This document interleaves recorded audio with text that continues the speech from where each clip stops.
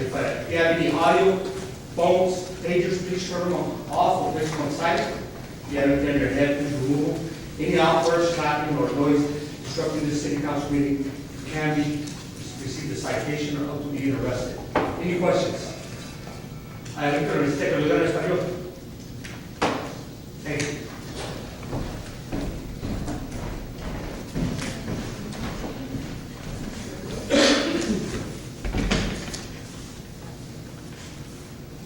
This is a letter from the mayor that's basically saying, due to the very important city business, I will not be able to attend tonight's meeting.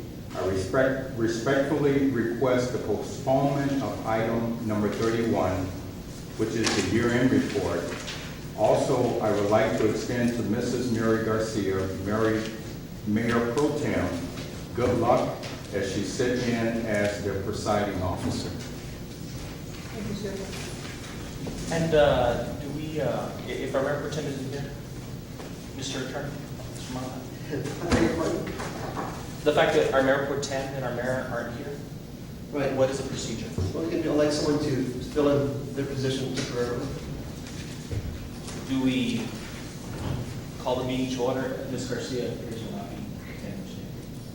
So, Ms. Garcia will not be attending today. So do we bring the meeting to order? Do we take quorum and then we elect? Yeah, I think we can bring the meeting to order, establish quorum, and then go ahead and select a person to fill in. Okay. Will you take roll call? Guillermo Madrid. Here. Mary Garcia is absent. Gloria Rodriguez. Here. Maria Reyes. Here. And Jesse Ganda. Here. Mayor Trini Lopez is absent. Now we need to select somebody to chair the rest of the meeting.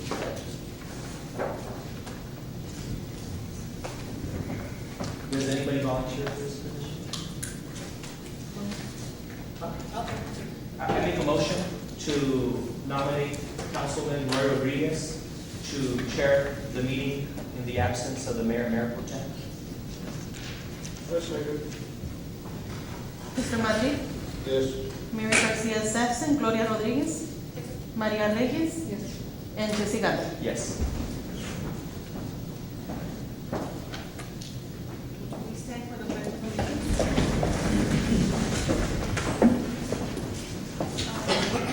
Mr. Norfleet, would you lead us in the pledge of allegiance? Yes.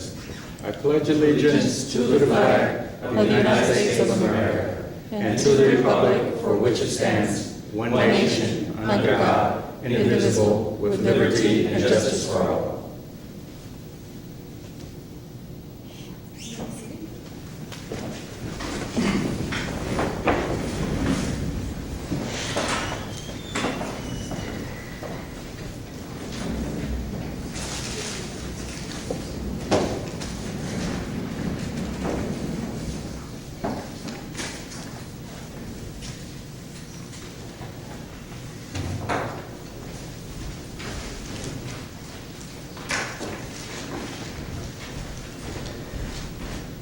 I forgot to do this, but 6:04, start the meeting right now.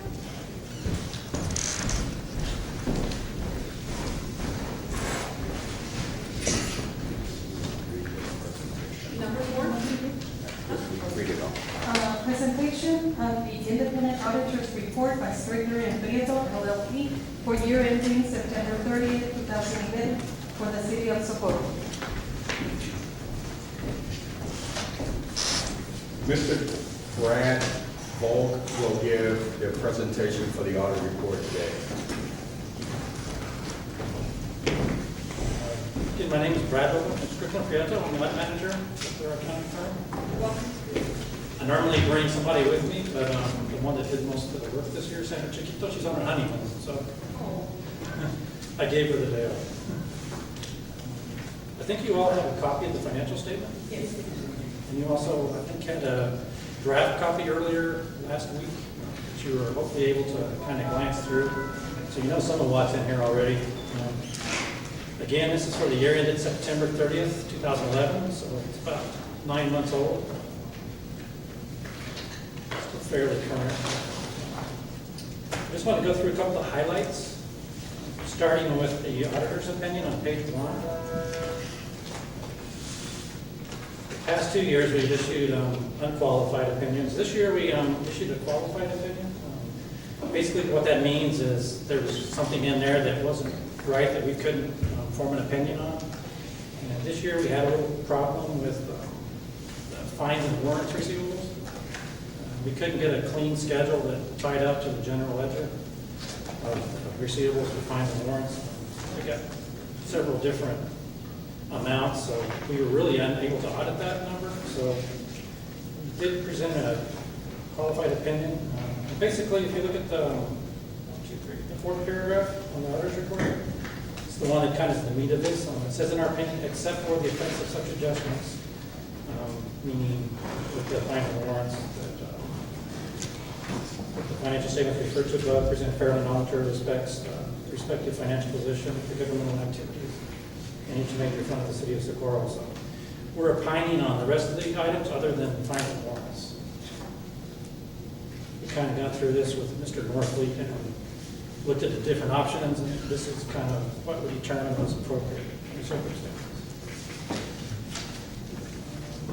The next page actually page 3, it's a section on management's discussion and analysis, so it kind of highlights the major happenings for the year we're looking at. And there were 3 major things that were highlighted. One was the general fund revenues were approximately 2.5% more than projected. That's a good thing. Also, your general fund expenses were only about 92% of budget. So also you were managing your expenses and you came in under less than the budget. So that actually caused an increase in your general fund of $415,000 for the year ended September 30th. And then it kind of, if you look at, I'll show you a little detail of this number, but at the end of the year, the net assets reported were about 11.6 million, and that's about $1 million more than the prior year. That were about 10.6 million. And I'll kind of show you the change on that too.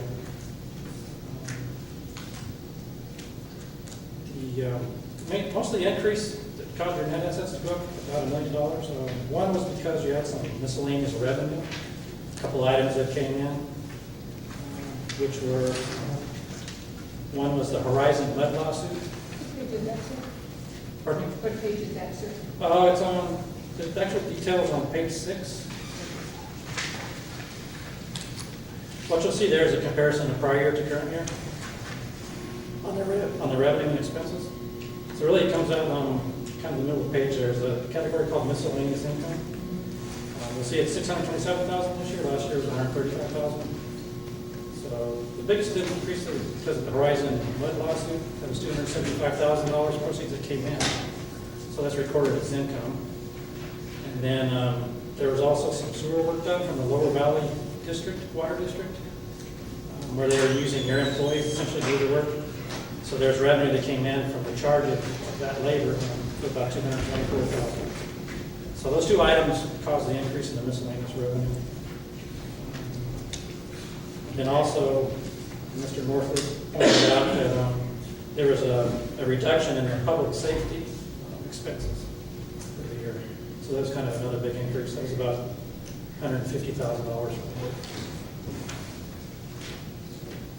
So those 2 things together caused not a net expense for the year, but it caused actually the general fund increased by over $400,000.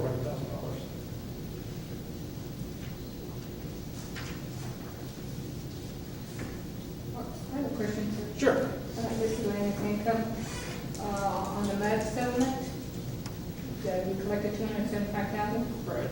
Okay, did anywhere in here that included what we paid out to the attorney, the $250,000?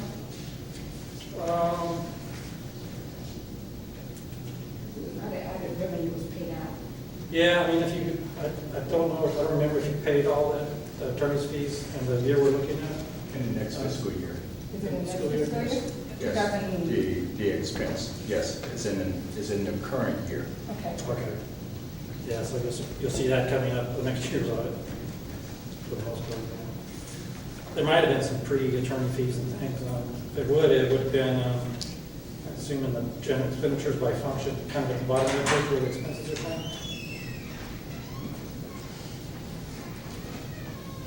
I don't remember looking at that specifically, so you might have looked at that. Just kind of a broad comment on, if you look at page 8, this shows your total government assets and liabilities, and also your net assets. So you'll see there, the net assets are 25 million, your liabilities are about 13.9 million. So the difference between those two numbers is what we call your net assets, or equity, about 11.6 million. The percentage of your net assets for total assets is about 46%. What that means is you own about 46% of your assets. The rest are liabilities, essentially. Bonds payable, accounts payable. I looked at last year's percentage, and last year's percentage was a little higher, about 56%. The decrease this year was caused mainly by your issuance of bonds.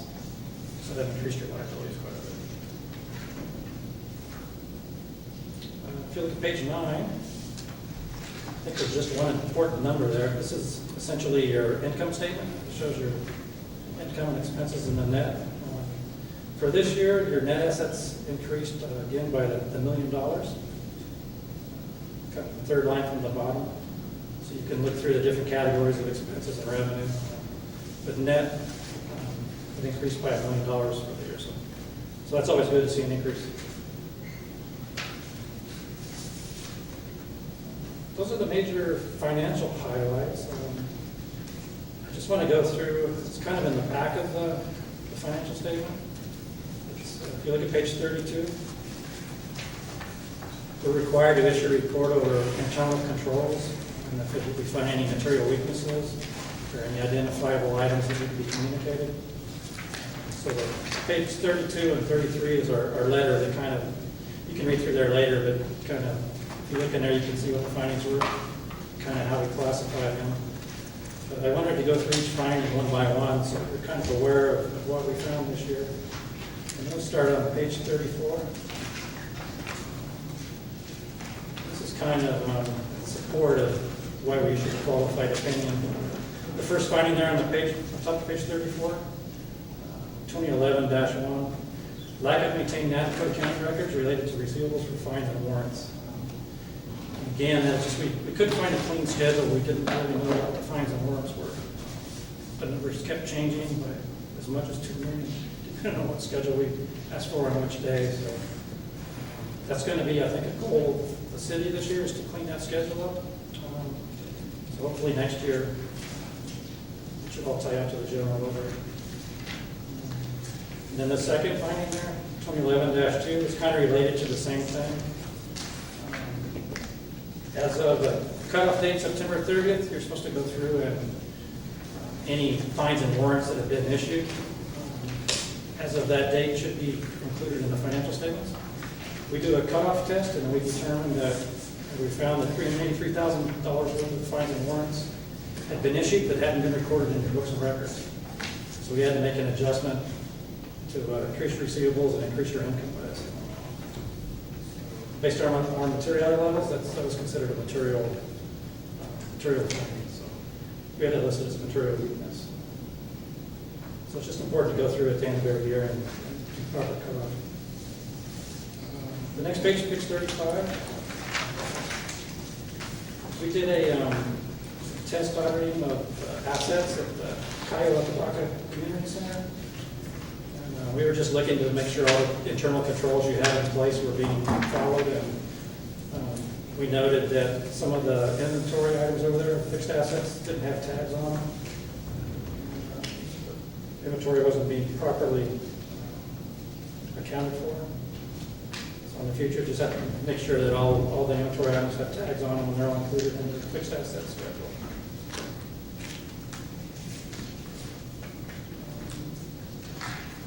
Page 36. This also relates to your fixed assets. At the top of the page, it's titled Capitalization of Work in Process, or Work in Progress. As you do construction progress or projects, there's costs that are accumulated, and those go into work in process. At the point where the projects are finished, it should be moved to a capitalized item, equipment or whatever, and then depreciated at that point. And we noticed some of the costs hadn't been moved to the other category, and then some of the work in progress had been moved too early. So I think care just needs to be taken to make sure that the work in progress is accurate. At the point where projects are finished, that should be moved to the other categories. We found some errors kind of both ways.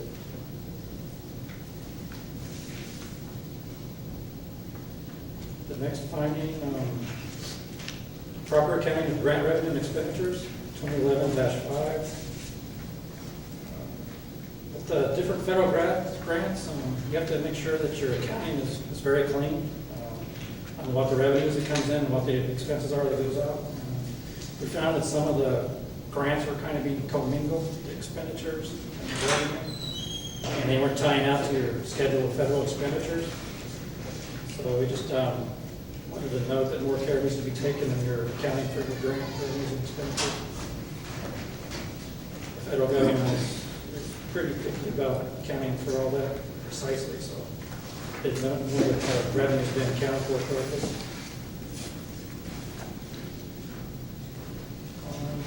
The next page, page 37, 2011-6.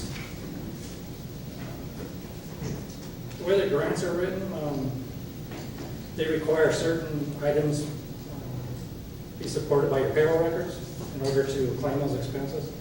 And we did some test work on the timesheets and noticed that they're only being signed off on by the supervisors and not the employees. So I think a control's been put in place now where the employees are signing off on timesheets as they return in to the administration. The last finding on page 38 kind of deals with the information that the city council is provided on a monthly basis. We just asked some questions, and this is, of course, from last year. There weren't monthly financial statements, they're always presented timely for you to properly assess how the city's doing and look at your revenue expenditures. I think a control's been put in place now too, where that's being done, I think by the 25th of the month following. So that was all we found. Any Any other questions? questions, council? I have a question, sir. Sure. Obviously, you did our financial statements last year. Right. Or there's a report. You also had a listing of things that were not done right. I think you corrected. My question to you now is, do you recall or do you have any idea if some of those issues were corrected and they're not redundant again this particular on this report? Yeah, if they weren't corrected, I don't recall what they were exactly. We review those, and if they're not corrected, we would list them again. So I think there were only 3 last year, if I'm not mistaken. So yeah, they would have been corrected this year. Otherwise, we would have had a repeat. Okay, all right. So you found nothing that was redundant when it was being. Right. Okay, thank you. Any other questions, council? Mr. Early, would you like to comment on this? Basically, all I want to say is that if you look at the growth from one year to another in your general fund, you have a significant fund balance with growth. And if you look at the debt fund, you have a consistent deficit of approximately $200,000+ that at some point we have to either transfer that from the general to that debt fund to get it to zero, or utilizing the capital property tax in order to reduce that deficit. Those are the only 2 things that I saw, but overall I think it's an excellent report. And even the items or letters of recommendation, I think we're able to actually take care of that. So I would say that last fiscal year was a very good year for the city. The corrections of what was the wording on that? Recommendations will be taken, Yes. into place effective Wednesday. Effective immediately. Some of it has already gone into effect, such as getting the employees to sign on the timesheet. So we've already had started at correcting those items. And hopefully by the end of the fiscal year, we will have a complete balance of the receivables for the court in order to go forward. Thank you, sir. Thank you. Thank you, sir. Thank you. Thank you very much. Mr. Ganda? Since we just heard the presentation on the audit, I think it's prudent that we handle the financial issues at this time. So I make a motion to move up in this order, 31, 26, and 27. Should be next on the agenda. 31, 26, and 27. We have a motion. Do I hear a second? We have a motion made by Jesse Ganda, seconded by Mr. Madrid, to move up items number 31, 26, and 27 in this order. Mr. Madrid? Yes.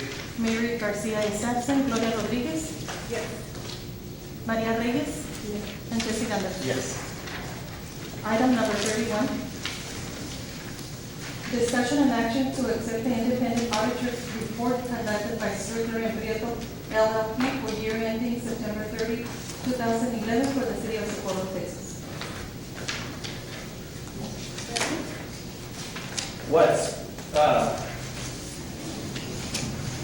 And obviously, in all audits that we have every year, we have a list of things that the city can improve to make the city more efficient. So, and I like the fact, Mr. Norfleet, that you're already working on that subject, on those issues. However, from our independent auditor, you know, what he said at the beginning, which I think is important, is he said that last fiscal budget, we took in 2.5% more than expected in revenue from sales tax and property taxes and permit fees, and that we were 92% under budget for the year. So because we took in 2.5% more in revenue, which means that when we budget, we're budgeting fiscally conservative. And we're looking at our budget, what we're spending our money on, which is why we're 92% underneath the budget that we currently have. We actually had a savings of $415,000 last fiscal year. And so I think it's important because I constantly hear that the city doesn't have any money. And I've heard that for years. They told me that the city doesn't have any money, you know, you're wasting money. And yet, again, we just had an independent auditor come up here and say that we took in 2.5% more money than we anticipated, and we stayed under budget by exhausting only 92% of the budgeted amount. So we're taking in more money, we're spending less than we budget for a total savings of $415,000 that came from last year into this year's budget. And you know, it's, at some point, you know, we reiterate, the city is strong, it's financially healthy. We bring in independent auditors who tell us that last year we saved $415,000 just by living within our means and budgeting conservatively.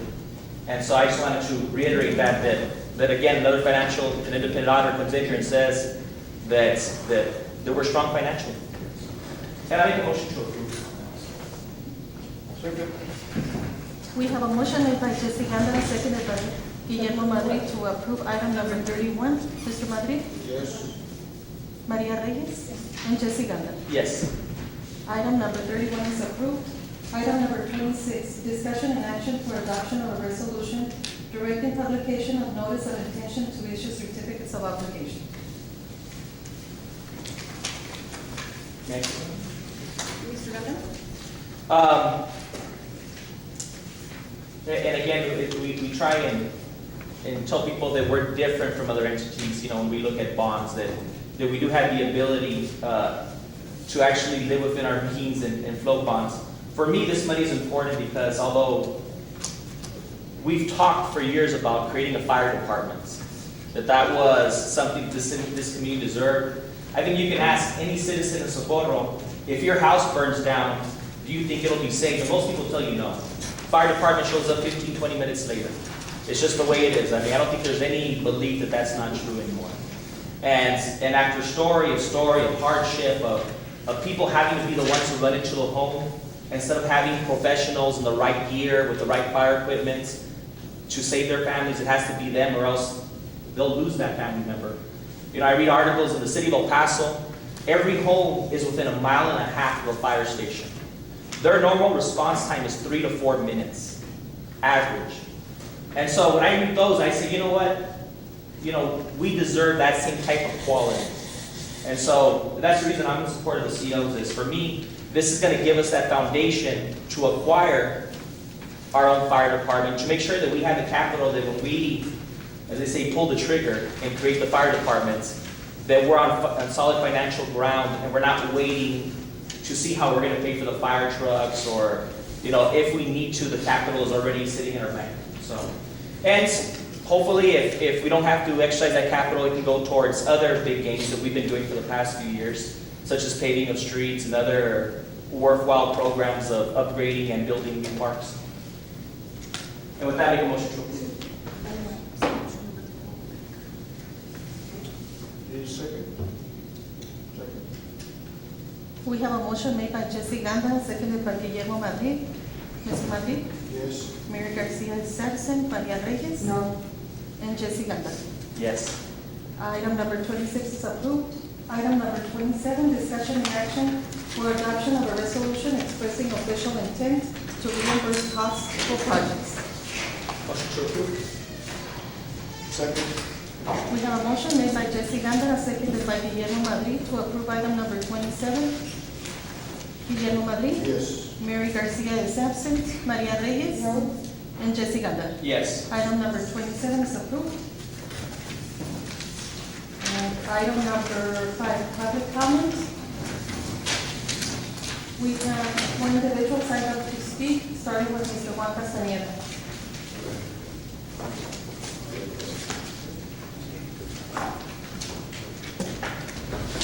Mr. Castañeda, you have 3 minutes. I'm here to come to see the good people from Socorro. I'm proud of all the representatives that have been giving us a real good city of Socorro, because now Socorro is growing. They're making some like the Walmart here and a lot of things. A lot of people is coming from out of town and they see Socorro. They say, hey, this is Socorro. Yes, sir.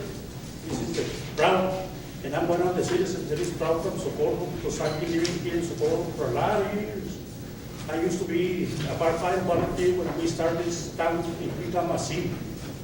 So I've been helping all the community, and I'm really proud of working with people that have been working for us. Every one of you, they know me down here, and like I tell you, I'm really proud of all the good work you've been doing for us. For our people, the future of Socorro, because Socorro is going to be a good city. It's recognized in the state now with our champs and the baseball, and with a lot of people that have been doing a really good job. But all I've been working since the beginning. I work with it becomes the city of Socorro, and I was one of the guys that we kept with Mr. Paul from the beginning. And I'm really proud to be a citizen from Socorro, and all these people that are really working. There's somebody that's making some mistakes, but you know, it's, in all the bunch, it has supposed to be, it's always one people that is doing his job. But the most, I'm really proud of Mr. Leone, everybody here that's been doing a good job for us, because Socorro now is growing, and it's going to be the city of the future for all our kids, our grandsons, and we really thanks all the people that have been working for us. I got a paper in here. If you can see, but it's in Spanish. If you can see, here's the name of Socorro. See, Socorro es el mejor ubicado en Examen Star. See, in the paper, people, you never see Socorro in the television and nothing. And now you can see Socorro is all over the city, all the state, from Beaumont to Las Cruces, they know, now they know Socorro. You'll be driving in the high tech over there, you can see over here, welcome to the city of Socorro. Before you never see that, and I'm really proud of all these people working for us. But like I tell you, there's one people that's not doing their job. But like I tell you, nobody's perfect. But you know, working together, you will be proud of this city. People used to be cotton fields all around here, and now look at it. People coming, they haven't been here for 10 years back. Now they come, they got those iron words, where's Socorro? this is the town of Socorro because we really got a good people working for us. And the police officers are proud of their because they've been doing a good job for us. There's not a bad people in here because Mr. they've been doing Castañeda, their your job. time is up. Thank you, Mr. Castañeda. And I'm proud of all of you. Thank you, sir. Thank you. Our second speaker is Mr. Joe Ventura.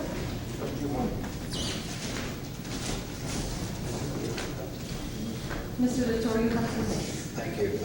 Good evening, Mayor, Council. I come before you tonight because of a little concern. Last night at the P&Z meeting, we had 3 items that were scheduled for public hearing, and there was no quorum again.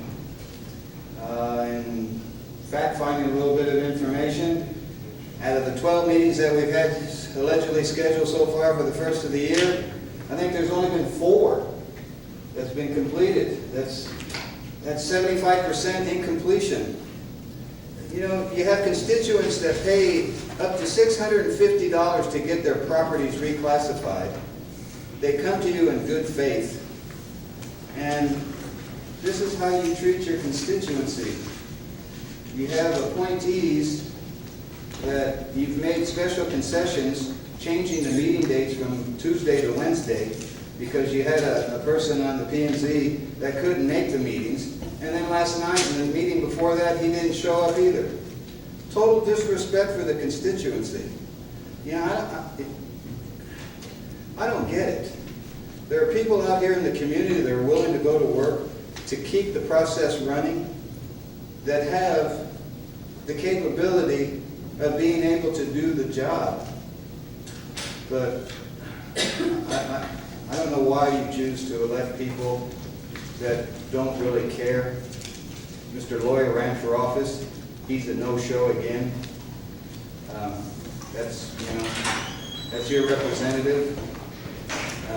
That's just slapping the constituency in the face. Say, we don't care. We want to take your money. We want to go ahead by 2.5% on our budget, but we don't. We want to make it so difficult for you that we can't get your stuff done because people don't want to show up. Not just in that commission, there are other commissions. And the disparate treatment between people that have served on the commissions and currently that have missed bylaws, at their meeting, they should have already been removed. You had no problem in removing me by a magic process that the attorneys came up with a while back. So I'm asking you to treat everybody fairly. If you're going to treat me just as badly, then why don't you remove the people that are already gone beyond their 3 unexcused absences from their commissions? You need to take them out and put some new people in there that really care about the constituency. You know, you talk about a vision, but you just lambaste the constituency every time. You take their money, and we can't get their properties looked at. We can't hold a public hearing. Mr. Ventura, your time is up. Thank Please you. do something. Thank you, Mr. Castañeda. Our next speaker is Suki Ramos.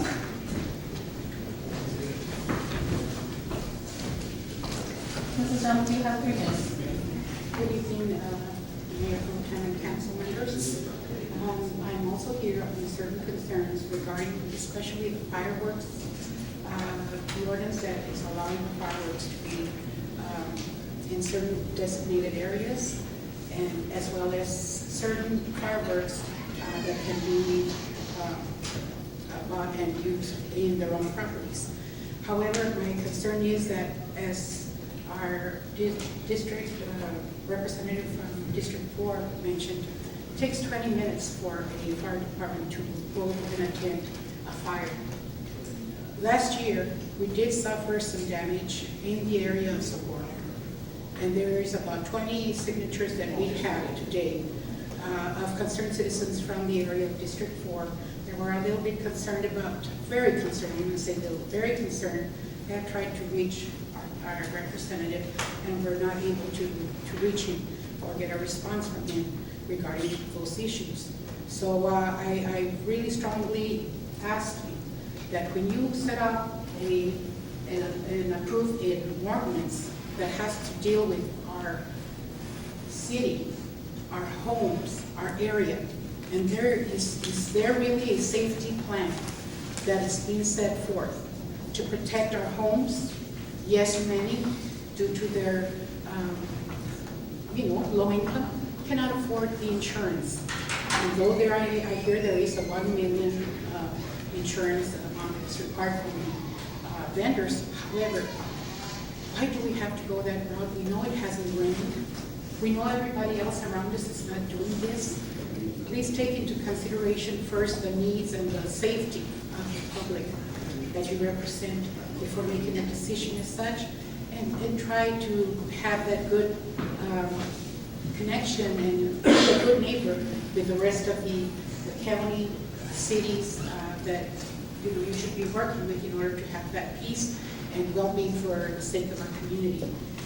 Also, on item 4, the Code of Ethics, I saw there's an ordinance that actually can address, that was approved by City Council in order to have an ethics commission. I think that would be the best route to go, is to get an ethics commission in place so that they can work those ethics that are required also for our city officials as well as for our city. On the presentation, it would be very nice if when there's a presentation, you can have some form of presentation on the screen so that our constituency that are present and take their time to come and hear can also see something visually to connect with what you're saying and stating. Mrs. Ramos, your time is up. Okay, Thank you, Mr. Next. Our last speaker is Charlie Dominguez.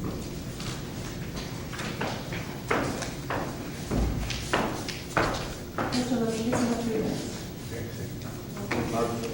Good afternoon, Council, Lord, everybody else, City Manager. Thank you.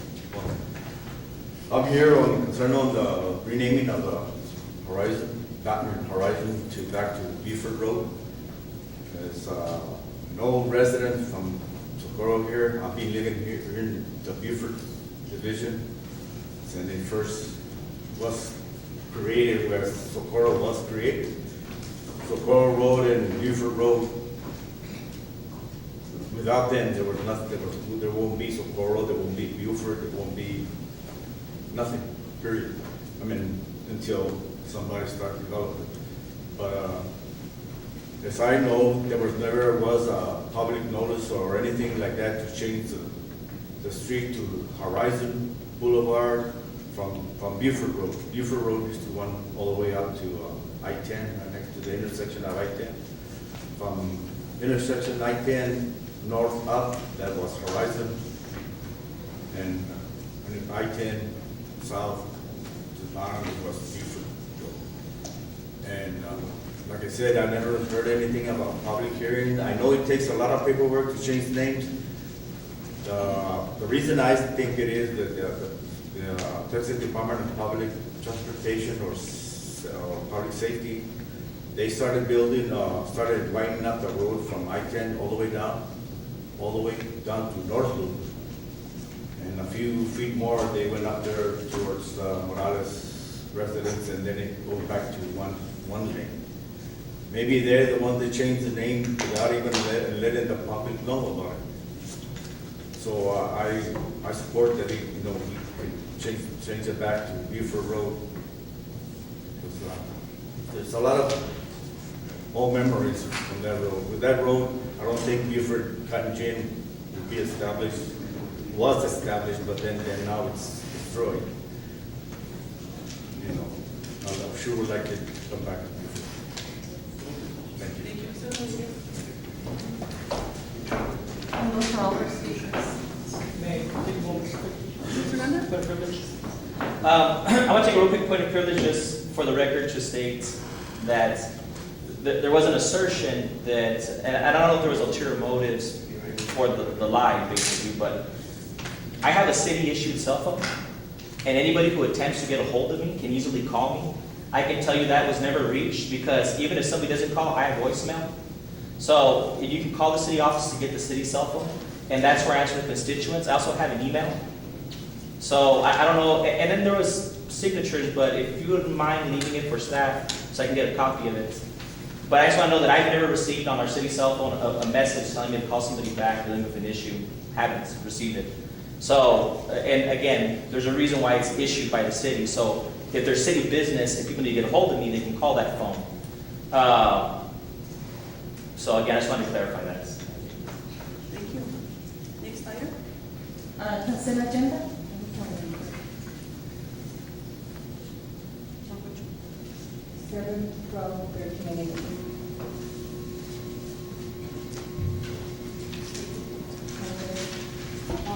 Number 7.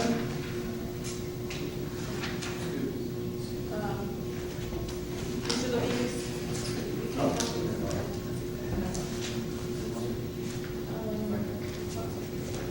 Was there a motion for the consent agenda table?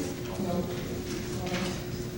Number 7, it says to approve effectively, immediately prioritizing the worst roads equally by district and created by city staff. Do we need to move the item, I believe? All right, do we need to pull it? Okay, can we pull item number 7? We need to make a motion. Can I make a motion, please, to move item number 7, 12, 13, 18 out of consent into regular? Do we have a second?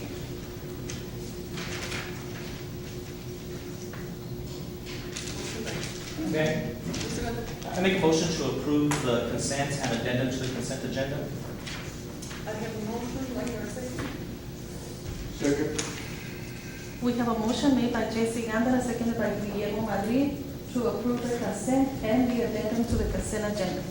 Guillermo Madrid? Yes. Mary Garcia is absent. Maria Reyes? No. And J.C. Gandara. Yes.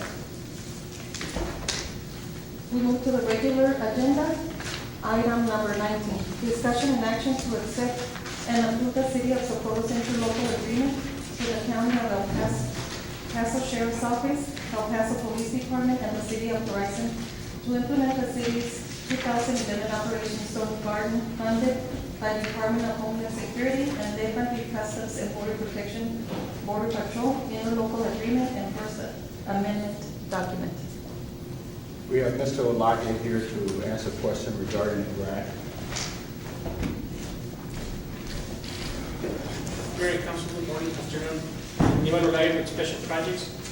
As part of the backup, you have 2 documents. One is the interlocal agreement, and the second document is the First Amendment to the interlocal agreement. This is the grant for 2011 funding cycle for the federal government for the Stone Garden grant. We originally requested and received an award for $16,416 for overtime and $13,702 for fringe benefits for those hours used for overtime. The county did an amendment to this agreement, and now the new award amount was decreased to $12,850 for overtime and $6,425 for the fringe benefits. This is the amount that was agreed between between the Socorro Police Department and the Sheriff's Office. Again, the operation Stone Garden is used to for the city to be able to pay for overtime for officers that are cooperating with other agencies under part of the interlocal agreement to increase patrolling and border security. Motion to approve. We have a motion to approve, like your second. Second. We have a motion made by Jesse Gandara, seconded by Guillermo Madrid, to approve item number 19. Mr. Madrid? Yes. Mary Garcia is absent. Maria Reyes? And Jesse Gandara. Yes. Item 19 is approved. Number 20, discussion and action to accept a Rio Grande Council Government Solid Waste Grant Award in the amount of $3,802. Mr. Olage will answer questions regarding the grant. Motion to Councilman approve. Ivan Olaya. There's a motion for table, like your second. Are we on Number 20. number 20? Is there any comment on this motion? We already have a motion, so we need a second. We have a motion made by Jesse Gandara, seconded by Guillermo Madrid, to approve item number 20. Mr. Madrid? Yes. Mary Garcia is absent. Maria Reyes? And Jesse Ganda. Yes. Item number 20 is approved.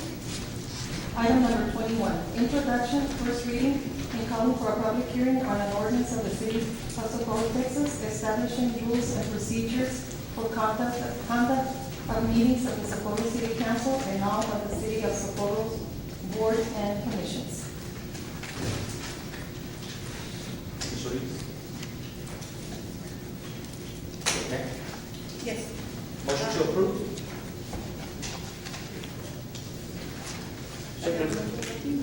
We have a motion made by Jesse Gandara, seconded by Guillermo Madrid, to approve item number 21. Mr. Madrid? Yes. Mary Garcia is absent. Maria Reyes? No. And Jesse Gandara. Yes. Item number 21 is approved.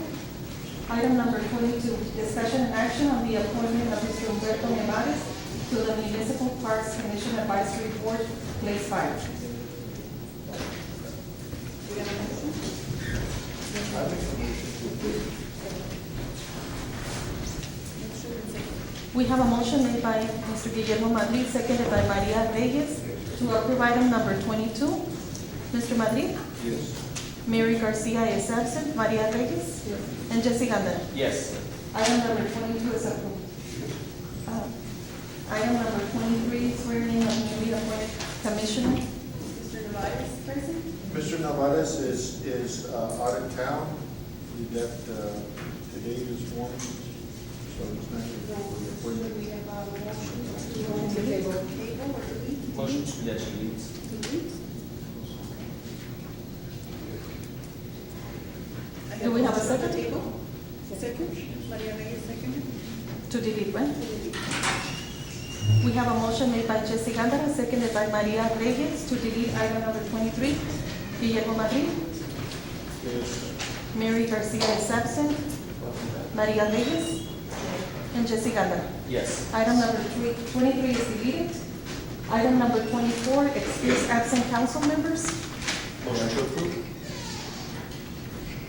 Second. We have a motion made by Jesse Gandara, seconded by Guillermo Madrid, to approve item number 24. Mr. Madrid? Yes. Mary Garcia is absent. Maria Reyes? No. And Jesse Gandara. Yes. Item number 25, discussion and action for several board and commission appointments. Since Ms. Garcia is not here, should we just table this item until she comes back? Yeah. Okay. Or delete it? Motion to delete?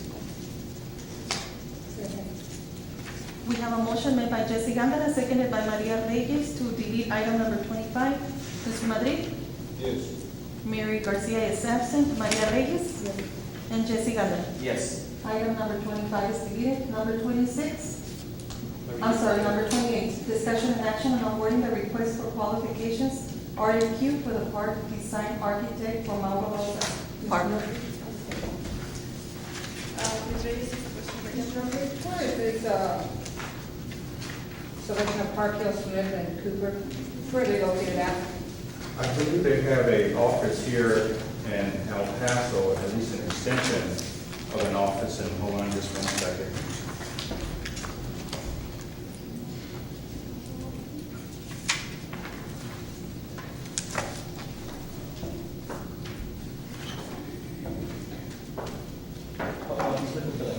Yes, Mr. Gandhi?